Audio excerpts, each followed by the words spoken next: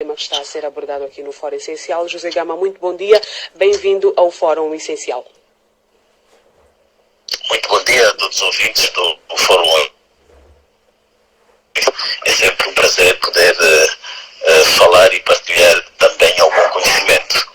Por que é que, de facto, o Tribunal Constitucional anulou a providência da UNITA?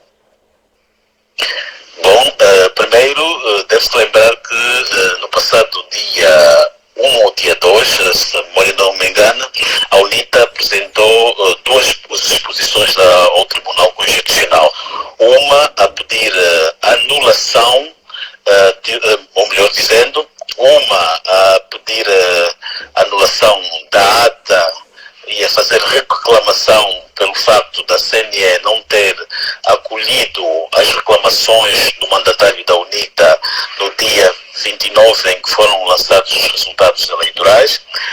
Este presidente da CNE, Manuel Manico, escreveu uma carta à UNITA e a UNITA pediu ao Tribunal Constitucional para anular esta carta e fê-lo por via do pedido de uma providência cautelar contra esta carta que o Manico enviou à UNITA, explicando das razões que o levaram a não aceitar as reclamações levantadas pelo mandatário do maior partido da oposição. Portanto, o Tribunal Constitucional considerou que o conteúdo da providência cautelar avançado pela UNITA já consta na ação principal, que é no documento que a UNITA pede e reclama que a CNE não atendeu às suas preocupações e, com isso, o Tribunal Constitucional negou o pedido desta providência cautelar, porque é desnecessário. Daí que agora o Tribunal vai apenas centrar-se na ação principal movida pela UNITA e nesta quinta-feira desta semana, o Tribunal deverá se reunir no seu plenário para divulgar um acórdão que vai deliberar e anunciar as medidas ou responder àquilo que a UNITA colocou em 7 pontos, que pede a recontagem dos votos, pede a correção de mandatos na província de Luanda, porque a UNITA alega que tem 300 mil votos que não foram contabilizados. A UNITA pede uma auditoria à base de dados. A UNITA reclama também a questão dos mortos que foram incluídos nos dados que estão na ata do apuramento nacional divulgado pela CNE.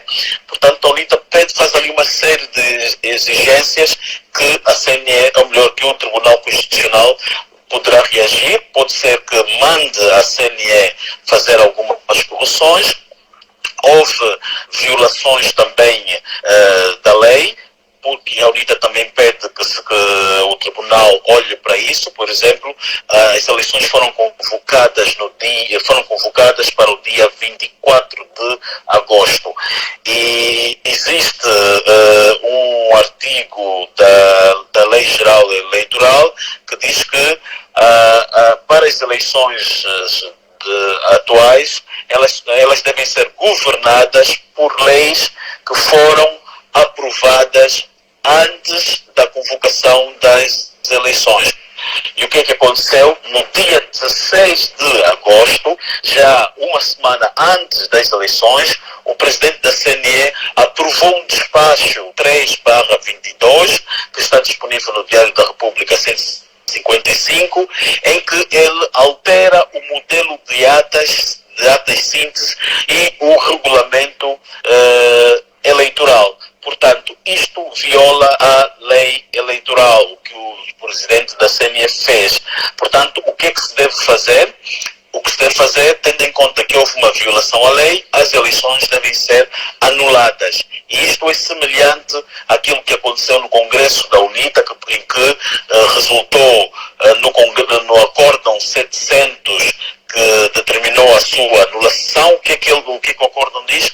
Que aquele congresso deveria ser anulado porque a data da sua convocação o candidato Adalberto Costa Júnior ainda tinha nacionalidade portuguesa. Portanto, neste caso de Angola, das eleições gerais, o que estamos a dizer é que se a lei serviu para punir um ato menor, o pequeno deve também servir para punir um ato grande ou o maior. Portanto, as eleições devem ser anuladas, não anuladas pela discussão de quem ganhou ou quem perdeu, mas por violação à lei geral orgânica das eleições. Houve mais casos de violações que se cometeram. Por exemplo, no dia 24, em que se anunciaram resultados eleitorais em primeira mão, que a CNE dizia que o MPLA estava a ter 60% e a UNITA 33%, humanamente é impossível em menos de 48 horas ter aqueles resultados, porque a lei manda que depois do apuramento na unidade eleitoral, que são as assembleias de voto, os resultados devem ir para a CPE, que é a Comissão Provincial Eleitoral, para que haja a verificação de todos os dados. E depois, o que acontece?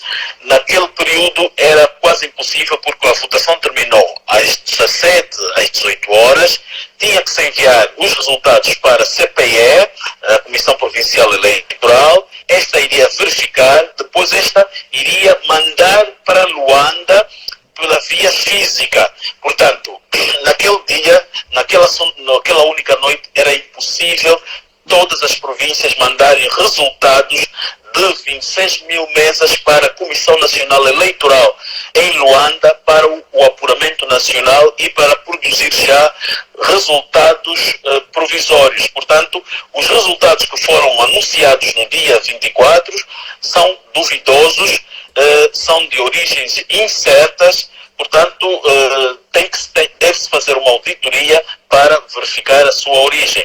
Também há uma outra violação que se cometeu, é que o novo modelo de ata que o Manico aprovou no dia 16 de agosto não traz o espaço em que se pode aferir o número de votantes, número de pessoas votantes. Portanto, é importante. Nós até aqui não sabemos qual é o número de votantes dessas eleições.